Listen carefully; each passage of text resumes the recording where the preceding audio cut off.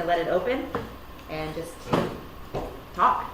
Well, I'll start by saying, and Lindsay Cross with Florida Conservation Voters, I think accountability is one of the key things that you touched upon, that we have a lot of policies and legislation on the books, but we don't always have the enforcement of it. We have a presumption of compliance with stormwater regulations. We've had, for the most part, voluntary compliance with our best management practices, and we know that that's not good enough. And it's not that people, by and large, are intentionally trying to skirt those responsibilities, but maybe they don't know better, maybe they need some help. And so I think that's the role of our state level agencies, whether it's the Department of Ag or the Department of Environmental Protection, to be enforcing the laws that we have on the books. And when we have things like the Blue-Green Algae Task Force and the Stormwater Technical Committee that's making recommendations to go into legislation, that we're taking those seriously and we're actually making policies that make good on those recommendations. Absolutely. And are you seeing from, the Blue-Green Algae Task Force that was put together, that anything came from that was productive, that is making huge changes? Well, there was a really strong report that the task force brought forward in 2019, about 10 pages of recommendations, really common sense solutions, a lot of it focusing on preventing pollution first, and we haven't seen implementation of those. We had a bill that was sponsored last year that got one committee hearing. It never went any further than that. And so when you see the governor, for example, make blue-green algae a campaign promise, but then fail to implement any of the recommendations for this task force that he convened, it makes you really lose faith. Yeah, I can piggyback off of some of those thoughts. There's been a lot of emphasis on further studies, convening more councils and more working groups to study the problems. We've got a pretty solid handle on the problems. We have a lack of political will to implement the solutions. Another dovetailed issue is that there seems to be a preference for investing after the fact in cleanup efforts. Yeah. Rather than Prevention. whatever we can invest in preventing the pollution at the source. So for example, with Tiny Point, we know that taxpayers on the hook for at least $45 million. I'm sure that has gone up probably several tens of millions of dollars since we got that last report from DEP. That's just since Easter weekend. That's just to keep Tiny Point from slipping into the Gulf or into Tampa Bay. That's not including the remediation that's going to be necessary. And they're closing this up, any of those steps. Yeah. Compared to the cost of closing it 20 years ago, it saved taxpayers a lot of money. Same thing with the harmful algae bloom funding, millions of dollars to address harmful algae blooms. Once they happen, technologies to spray clay on them or do other innovative technologies, rather than just use the common sense measures we already know that work, which is keep pollution on land before it slips into the water and creates all these problems to begin with. I'm going to ask tough questions to cut to the chase on some of it, especially when you say, the political will. Who are you seeing as the biggest obstacle on the other side? Is it interest groups? Is it the polluters? Is it capital from the legislature that is just not willing to invest that money at the front end? What are you kind of all seeing as kind of been the elephant in the room that's been really holding up a lot of this progress? My perspective, and then I'll start And certainly if you don't, and certainly if you don't feel like being on camera saying this. I'm perfectly comfortable with this. It's my perspective that there's a very crazy relationship between industry and people who have a lot of financial means or a lot of capital, political capital, and lawmakers and law enforcers. Specifically, in many cases, that means the DEP. And in the case of Tiny Point, we're bringing the conversation back to Tiny Point. DEP has been at the helm there for more than 20 years. The problem of the gypsum failing didn't crop up overnight. It is well documented that there were significant problems and many missteps over the last few decades. And DEP is left regulating the remaining 2 dozen gypsums. And what we've seen from that regulation, for example, the new Wales Gyps Act that had that big sinkhole in 2016, there was a hearing just last week to expand that Gyps Act. It's already Florida's largest Gyps Act. Yep. It would expand it by over 230 acres in an area that's incredibly unstable. There's already been, through their seismic exploration, areas that they need to fix before they can put more of this hazardous waste there. And DEP seems to be marching right along. I mean, we have to be asking them where they're doing this. We can just speculate, but they're the ones that have the real answers of how they're mismanaging these resources. Yeah, and we asked those same questions, and we've sent a pretty harsh letter over to DEP and to the governor's office saying, what are we doing here? Like, we're seeing these are problems. Why are we giving them a, I always go back to, like, I have 3 stepsons. When they get into trouble, I put them into timeout. You don't reward them for bad behavior and give them cookies, for this. And I feel like that's kind of what we're doing here, is that this is bad behavior and not taking responsibility, and yet we're allowing them to just expand outwards. I think Jackie's point is well taken, that there is so much power by special interests in Tallahassee, whether it's related to water policy, or we saw the preemption of the Seaport bill, when someone gets a big campaign contribution and all of a sudden a bill gets changed or gets pulled from the calendar. Yep. It's easy to tie it back to the special interests that are going to benefit financially from things that are our shared resources, such as our water. That QS situation is very disturbing, to say the least.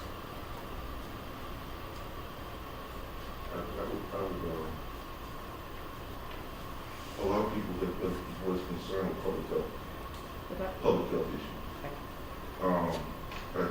I hear DEP, I hear big business, I hear bad business being conducted by big business. But you have people who are suffering on the front line, in the front line community, who seem to get overlooked when these things happen. Many people fish, not just for a living, but to survive. Many people that live for decades, generations, and have been having to ingest much of the environmental impacts that have occurred as a result of dip stacks and bad industries and so forth that exist across the board in Florida. And so when we talk about preemption, we had to really endure a really bad legislative session, a horrible session in terms of preemption that tied our hands, or thought they were tying our hands regarding things. So helping to organize communities on the front line communities is going to be very, very critical to our being able to have transparency and really have a real deeper dive, or a snapshot, if you will, of what's happening in these communities first and foremost. Because we cannot have people getting sick behind these things, and they're operating like in total impunity. Just do what they want to do, and they suffer for it. And this is just happening, like James just said, this isn't something that's just happening now. It's something that's been happening for generations, not just teenage generations in some cases. We need to take it seriously. Well, and I think that in some conversations that we had, that what I've gathered is a lot of the communities that are being impacted the most, I don't want to use the word threatened, but sometimes are threatened to stay silent, or are just not organizing well enough and showing some their vocal, coming together and saying, look, that we live here, and either voting these individuals out of office or coming up to Tallahassee and making their presence known. Like, there's plenty of, I'm sure you guys have all traveled to Tallahassee, but bringing in buses of people that have been impacted directly from what's going on, and so they can put a face with the problem, and it's just not, oh, that's what's going on in the Tampa Bay area, that's what's going on in Sanibel, or that's what's going on in Indian River, but you're actually seeing faces of what is happening. Well, just this weekend, I organized a Toxic Bus Tour. The Toxic Bus Tour was designed for the purposes of being able to bring people from frontline communities, people who are elected officials, people who are representatives of elected officials, all together in a synthetic situation where they will be on a bus to actually see firsthand where these trouble areas are. You know, this goes much deeper than just what we're discussing in terms of the everyday issue. But what happens when the disaster hits? What happens when the disaster hits? When the disaster hits, what communities are able to bounce back, have the resilience to bounce back? What people are going to be able to move or stay up? Some people have to stay. They don't have the resources to move. They just can't. And we worry about marine life, and that's what we should be worrying about, marine life. We also have human lives that are at stake with everything that we're doing, everything that we're discussing right now. And most of these human lives are people who, you know, sadly enough, these are a civil racial issue, right? But people like to speak that under the rug. But this is what it is. Redlining happened. Communities were made and designed and developed based on that. And now you have new communities that are being built for those people who can afford it away from those disaster areas. When you build away from the disaster areas and you don't pay attention to the frontline communities that already exist, where they have storm drains that are what, 40 years old. That haven't been cleaned. Haven't been cleaned, haven't been changed, nothing. They can't withstand 100-year, 72-hour storm. So that's bad. When they have just the county areas alone that are not being held accountable for what they should be doing when it comes down to cleaning up retention and detention pond areas where they should be able to be types of watersheds that are artificial, yes. But, you know, when you start developing, that's what happens. You start making artificial watersheds. They have to be made. You know, you're losing all your impervious areas, all the impervious areas to impervious area now. What are we going to do? And this is poison. This isn't, after they come back, after it's over with, they come back to poison ground. This stuff is in their water. They're breathing this every day. And now, you know, after, and, you know, after this whole thing happens, that's So what's the solution? like I said before, I just think organization is key. Organizing is key. That was across with one of my dear friends, Tawanda Bradley, from Progress Village. And I mean, she can tell you flat out when she was on the bus for as well, that this is something that these are things that we really have to do in terms of organizing with these people, letting them know firsthand what's happening. These are our voters, not just our voters, but these are citizens, human beings. And many of them have no idea of the things that we're sitting around the table talking about right now, right? So it sounds like part of it is education, educating the communities of saying this is what's going on, Yes. and you need to rise up together. And so part of it's an educational opportunity, and then it's organizing them once they know what's going on. I'm sure they're getting sick and not realizing why they're getting sick, and want to blame something else, but it's an education opportunity for us too. And while we're here, I also want to make sure we take advantage of Dr. Springfield, our host, to hear some about the Manatees and how the water is affecting the things that have going on affect them also. Yeah, you know, it's so interesting that you just did that, because while you were talking, I was thinking about, you know, for champions of the environment, we often talk about canaries in the coal mine and the animals being the tip-off to what's affecting humans. And certainly any of us that have seen a manatee affected by red tide, it's horrifying. And I can only imagine what that's like for people, right? Because they've got the same susceptibility to the same problem. So while we're championing for manatees, we're also really concerned about the environment in general that we all share. And, you know, thank goodness that the manatees are so well loved, and we could only wish that people would be as concerned about the people, right, as they are about the manatees, because it's just all interconnected. We have 2 manatees right here right now that came in due to red tide. We almost got another calf today in the red tide area that vanished from sight, and so that's always disturbing, you know, before they were able to capture it. So we have animals we can't release right now that are ready to be released because their area is being affected by red tide so badly. So, you know, we're very excited to have everybody in the same room so that we can all work together on moving this issue forward. So, How many manatees have you guys been able to save during this kind of last Yeah, we've had a record year this year. We've never had this many animals. We have 20 right now, which is topping out our maximum. We have room for one more little calf. So we were going to take this one in today, but it's an unprecedented year for us, just like it has been for manatees, as everybody knows the number of manatees that have died this year. 900 manatees in 1 year. I mean, it's just staggering, and it's hard to even process, I think, sometimes about how severe it's been.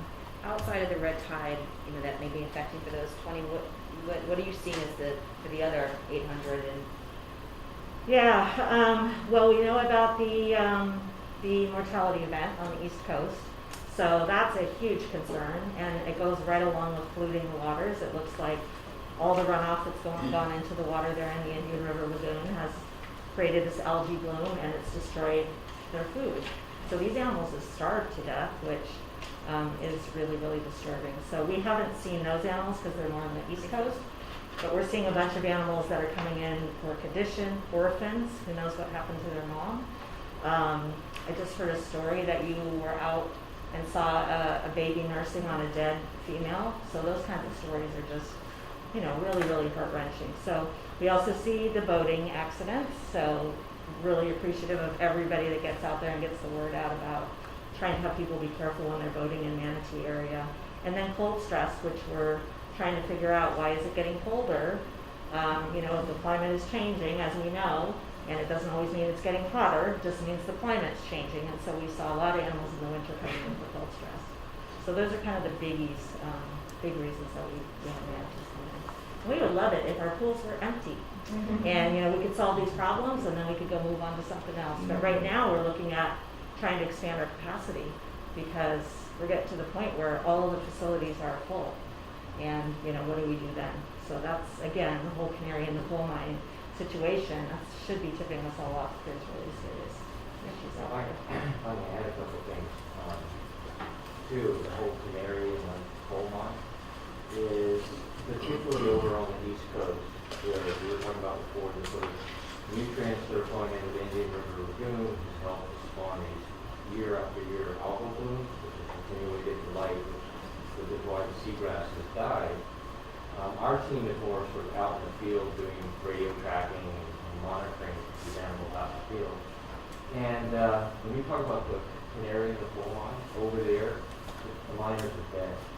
So by the time the manatees are dying of starvation, just think about everything else that has died before, the death of all the seagrasses, all of the fish and the little critters, but then feed the bigger critters, and the fishermen then like to go out and catch the sea trout and the redfish and all the other things. So it's a very, very sad situation, and the devastation that you see is a consequence of year after year of these basically Indian River being sick because of the pollution and the nutrients that are going in there. And the very sad thing about it is we're not done.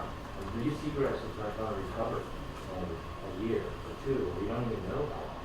So, facilities like here and the other facilities that are part of this network called the Manatee Rescue and Rehabilitation Partnership, it's going to be terrible for the next few years trying to not only take care of the manatees that died, but all these various rescues we have to do. And then what are we going to do with it? Come back out into this situation where they're going to be at risk again? So it's a very, very complex issue, not only here with red tide and so forth, but it's not, it's sort of as a conservation, the tools in the toolbox for saving manatees. Let's slow boats down. Let's put signs that that's easy. That's low dangling fruit compared to all the issues that are landscape issues, and many of them related to agriculture, that's feeding this whole situation. It's not only killing manatees, but just has completely disturbed and created an out-of-balance system over there in the area.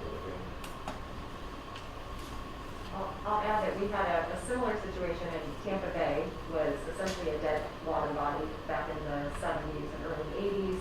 We lost more than half of the seagrass. There was legislation at the state level to require wastewater treatment plants to significantly increase their level of pollution reduction. And since that time, we've had more than $2.5 billion worth of investments in cleaning up water and making Tampa Bay healthier. we've seen seagrass respond and rebound to levels that we haven't seen since the 1950s. And that's because we had cleaner water, we had more life getting to our seagrass, we saw manatees, fish, and bird populations come back. Those type of investments are going to have to be made in all of our coastal communities, whether it's areas where we're dealing with aging infrastructure that needs to be upgraded, or places where we have new development, and we need to make sure that we're holding them to the highest standards and making new development pay for its fair share of the impact that it's going to have, in our broader communities. They did a study in Sarasota Bay looking at the difference between areas with seagrass and areas that are bare sand, and they found 150 million more fish and shrimp and crabs in 1,000 acres of seagrass compared to bare grass. So if you think of, Captain Pack here, whose livelihood is dependent on recreational fishing, when you lose the seagrass, you're impacting the manatees, but you are also severely impacting our economy. Yeah, sure. The industries need to be held accountable. I think that's the bottom line. These industries need to be more accountable with regards to their effluent that's being allowed to be done to it. Because as we saw also during the legislative session and past sessions, they even allow these people to actually release higher than normal amounts of effluent from their operation. So, I used to work in my early years. I used to work at the port, having to deal with issues of quality assurance of fertilizers that were leaving, phosphate fertilizers that were leaving the port going to China. I'm looking over and I'm seeing fish that are the size of this table that shouldn't be the size of this table, right? I'm seeing all types of things like this, and I'm like, who's being held accountable? I don't think anybody's. I've yet to actually hear or see a hearing. I haven't heard a hearing. I haven't heard of anybody that's from their side that's being made to come in before the legislative group to be held for account for any of these things that's happening. Not one. Not one. And it's sad because it reveals, it peels back a lot of layers about things that we, I think, overall, the people that are sitting here, we paid attention to it. But so many people on a regular level just weren't even paying attention to it, didn't even know that these types of things happen. But imagine the person that lives out in Brandon, Brandon, Mulberry, and places like that they fish. My uncle fishes to put food on his table. You understand? So we're looking at a situation now where we have an increase in red tide activity. Okay? So when we look at an increase in red tide activity, we start connecting the dots. We're having bio-oxygen demand. That's off the charts. These people in the community don't know anything about biological oxygen demand. But we do. And we need to start telling people that this is the perfect situation, and I want to thank you for holding this. This is the perfect situation to start calling these people out and saying to the government, listen, please, get these people in front of some committees and make them pay for what they have to pay for. Pay for the cleanup. The remediation has to be done.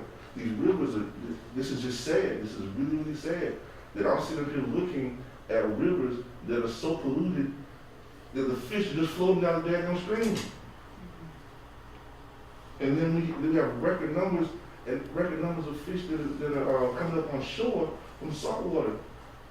And then nobody's sitting in front of it here. Nobody. Nobody's done an investigation. Nobody said just nothing. And then we listen to this stuff about Piney Point. So here we have Piney Point. How many people? Most people didn't even know that there was radioactive material that's in a dip stack. No one knew it. And we have a DEP representative that tells us that, well, there's no radioactive material that's getting into our water. Are you kidding me right now? Are you kidding me right now? I almost had a heart attack when I heard that. You know, and these are our leaders. These are our leaders, people that we trust, that are appointed into positions that are supposed to be protecting us. The Department of Environmental Protection. What nobody's sitting in front of a microphone having to be held accountable for any of this. And nobody knows what happens in a Progress Village or in out in Mulberry and those areas like that. Nobody knows about those places like that. Nobody cares. Yeah. And I tried at one of our last cabinet meetings. I had Noah Valenstein in front of us, and I started asking a lot of questions that he didn't have answers to, and kind of bounced around a lot of the responses. And unfortunately, our Attorney General turned and said, "Why don't you have a private conversation with him offline?" And I was like, because the people aren't in my private conversation, and they need to be hearing this conversation. It was a very contentious interaction, and then he quit. So, That looked good. That looked good. but you're right, and I think that part of the problem, because I've now seen it from this perspective, and have seen and have had some of those conversations, and the problem is they paint a really pretty picture that if they were to come in front of a committee, and because I've had these conversations, and they said, "Oh, well, we're really not that bad. Look at all these awards that we've received from all these environmental groups. Or look at what we're doing here. Look at all the mitigation we've done in the last 20 years that should be helping here." And so they try to paint this picture, and unless you hear the conflicting other side of the conversation, or you have the legislators, they're not experts in any of this. And so when they're sitting here and they get painted a very pretty picture of it's really not our fault, look at all the things that we've done, they want to feel like, oh, these are good actors, it's okay, it's somebody else's fault for doing all this, and are not willing to, or don't know the right kinds of questions to be asking, or the right, way to get kind of the answers that they're looking for, and don't have, against the political appetite to really be digging in deeper. So we know that, was it today or yesterday? Yesterday, do you want to tell us about the Tiny Point UIC? Sure. So DEP's been in charge, been calling this up for quite some time now. Facing the blame on Kentucky Hunter, but we know that the public records show that this is all for the most part. And now they move on to the second go around. Remember, Tiny Point's already considered closed. We closed the staff already. Closed, it's in long-term care. They closed it in a way they shouldn't have, and they closed other stacks in that exact same way. Stacks without Junior Foundation, stacks with ponded processed water on Coxkill, and those miners which HPP miners. One of them is in Riverview, right on the bay, piled up in the 30s. We have 7 more Tiny Points to come in the coming decades. So how we fix Tiny Point is important, right? Because that's going to really set the tone for DEP finally acknowledging that we have a closure problem on all these stacks. And already they're going about it in the wrong way. The plan now is to inject into an underground injection control well in a drinking water source. We know that this is acidic, hazardous waste, has all the properties of hazardous waste that is federally exempt from a federal exemption. Can I cut you off for 2 seconds? Sure. What is the consensus? Because I know my personal opinion, the consensus about the deep well injections. Opposed. Everybody, right? Okay, just make sure that I'm. Yes. All right. Yeah, so Manatee County and DEP tried this back in 2013 because, again, Tiny Point's been a problem for decades. And a lot of the agricultural community that was reliant on the irrigation wells in the area really came out and forced the pressure on the county to withdraw its permit, right? So that was great, and they put that aside, but then Tiny Point happened, and now that idea has been surfaced because, well, this time we have to do it. There's no other solution other than to inject it out of sight, out of mind, or it can migrate and we'll never know. Injecting an acidic hazardous wastewater into our parcels and quality. So we found a good idea. Anyone, but they're pushing forward. We got a hearing October 5th. It's another one of those open house style bullshit and that cuts the public out of getting real input and having everyone hear what everyone's saying. You have to sort of whisper in a corner with DEP, and nobody knows what DEP's telling people. So they're not asking for any public input? They let you record your public comment in a corner, but that's, not my idea of hearing. Right? And and then you can ask questions one-on-one in the middle of a pandemic with no mask mandate because Right. our, government doesn't allow those. So yeah, these the Mulberry hearing or the Wales hearing in Lakeland is very poorly attended. I begged them to reschedule or to allow virtual participation, but at least mandate masks. We have members that are scared, that are old, that are vulnerable, that want to participate in the public process and can't. And they said no because they're concerned about the industry's operational needs. They're running out of capacity. By July of next year, they got to get this permit and they're going to have to shut down. And that's the primary concern, is keeping this industry afloat. So we talk about all this restoration work, all these other sort of, improvements to our water management and our polluting, but if one industry and one bad permit can blow all of that out of the water, I don't see the plan doing those kinds of investments until we get the worst polluters under control first. Can I put like a super fine point on this? Sure. So what Rachel's getting at is like if the Piney Point underground injection permit gets issued to get rid of Piney Point process water. We have 24 other positive gypsum stacks. The reason this is a significant water quality threat is because the gypsum stacks, of course, they have phosphorus, but they also have a lot of nitrogen, which on our coast is the driver of these harmful algae blooms. And so when you have a failure, not even as bad as Piney Point, something in between Piney Point and the New Wales sinkhole and maybe a lesser breach.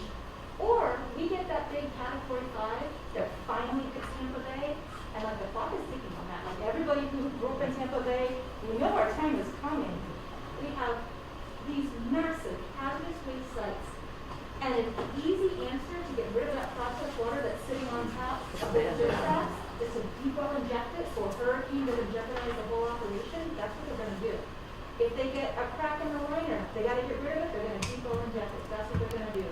And if it turns out that that is not the safe answer for our community because we have this karst ecology, we have porous limestone, and we're going to be putting down acidic waste that's high in nutrients, we're not even talking about the heavy metal or the radioactivity yet, okay? And that starts getting into Tampa Bay, doing leaching the way it does in Biscayne Bay that we're finding with the power plant down there. It's game over for Tampa. And any other region that has these things. So that's why like this Piney Point underground injection issue is such a big It's creating deal for a our bad region. standard. That's right, yeah. You might as well start fresh. Yeah.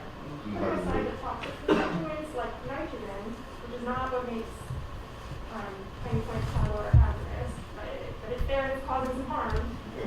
Nitrogen alone, we know that travels long distances underground. Nitrates, nitrates and top acid end up in spring country miles and miles away, in pristine state parks where you wouldn't think you'd see any pollution, it's coming up from the ground, causing algal blooms in the spring. So like we know nitrogen can go super long distances, including today.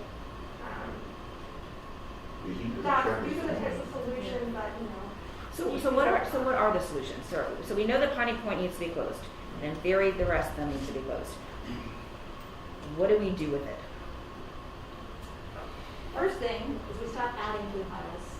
Because we're adding about, not we, industry, we are saddled with 40 million tons a year. And that'll continue in Florida as long as there's phosphate mining in Florida, which there will be for the next 30 years unless our local, state, and federal governments shut it down. So that's the first thing. Stop making phosphate gypsum. Stop making our communities. But the second thing, to deal with what we have, that's a hard thing. Once you make radioactive waste, your options for what to do with it are pretty limited. This is a slightly radioactive gypsum, but it's a gypsum because you can't put it everywhere else in the environment. It's radioactive enough, meaning it kills more than 3 in 10,000 people a year. Fatal cancer due to exposure from radon from the material. That's why it can't be kept in a sack. So that's why we have them. There's not a whole other thing we can do now that we have them. Our prerogative should be get them stable, don't make them any larger. The processed water on top, over time, they can be decanted, they can be treated, they can be discharged once they meet all applicable water quality standards. That's our exit strategy. Anything else is just gonna make the situation worse. And make sure to monitor the water quality, because and make sure the legislators are not getting away with murder with regard to that water quality. There's no, like, I think it was 2008, maybe 2008, these people came up with some concept of increasing the amount of human exposure to mercury. Who does it? Right? That was our legislature that did it. So now, and that's in water, right? So the same thing is going to happen with water. They're going to make an excuse. They're going to you got to watch them, because they will make an excuse to increase or to allow it. And give them an excuse of where they can put this water and store it somewhere. This is terrible what they're doing. It's terrible, and they will do it. They will do it, guaranteed. And I'm getting the signals from my staff. I think that we're going to take questions now on water quality issues and wildlife, what we're seeing out in wildlife. And I did have, before you all do that, I did have one question. I have lots of questions. But as far as, because again, I'm a solution-driven person, and the water that's already there, we know that deep well is not the solution, and it's to stop expanding them, to try to treat what's already there, and so that when it's treated, then at that point we can do safe discharges. Is that kind of the? That pipeline doesn't even have a wastewater treatment plant. Right. So not even the basic like double line. And is there actual ways to treat the water like that? It says that's available technology is a reverse osmosis. Okay, so there is technology out there. There are products, there are things. We're just not doing it. It's more expensive than just letting it fall into the bay, but yeah, it's available. But we're just not doing it. That's right. Got it. Okay. But we can take questions now if anybody's got questions on water quality Questions issues, on water. wildlife. Mom, got the best experts in the room. No follow-up questions today? Wow. When it comes to the cases that were referred to DEP, what does happen now? You talked about the 6,600 cases. Where do we go from there? You mentioned about 1,000 haven't responded. Where's the accountability with that? And that's the exact questions I had with the interim secretary yesterday, was what's next? What do you need larger tools inside of your shed for enforcement actions? Is it penalties? Is it fines? Is it then directing my office to then pull permits? And so I'm still waiting for those answers, but it might be something that we might need to look into legislative changes, or just making sure that they've got the right amount of staff to actually be enforcing and to go through, again, fining, or even to take the extreme of pulling, some permits. Commissioner, when we look at this from an economic perspective, I've talked to some of the seafood companies out in the Bay.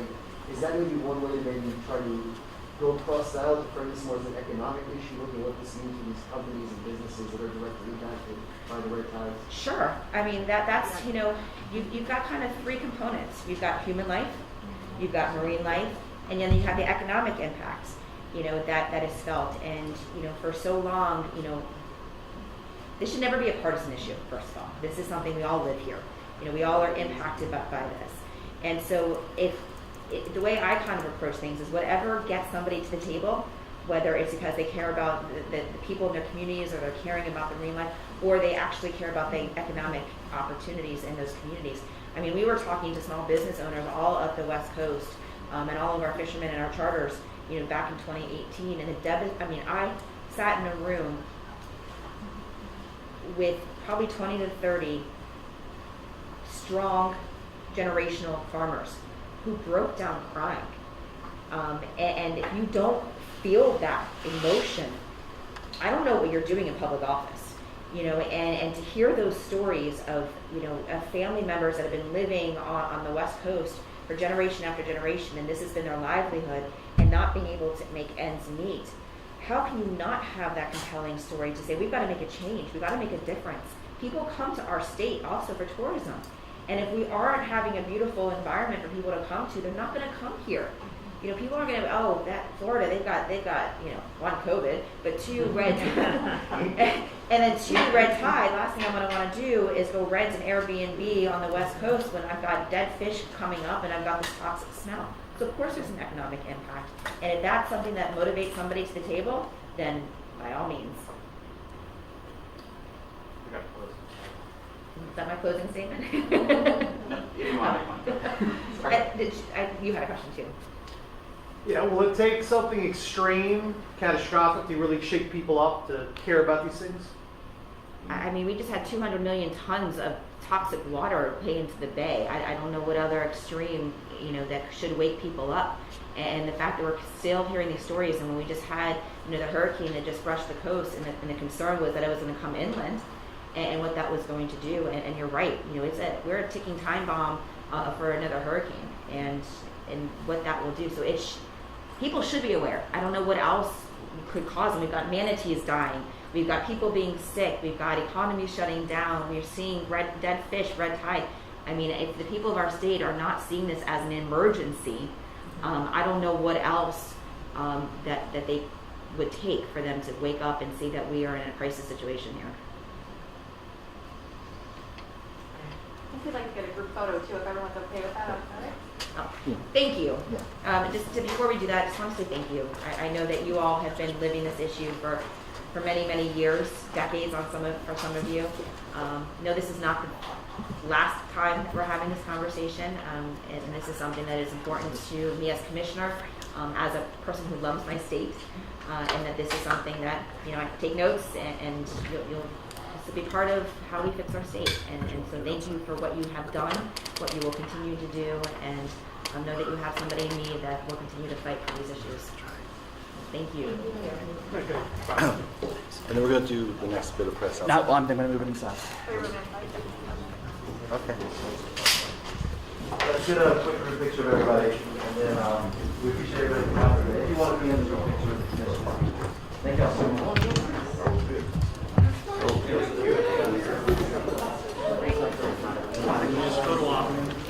Oh, okay.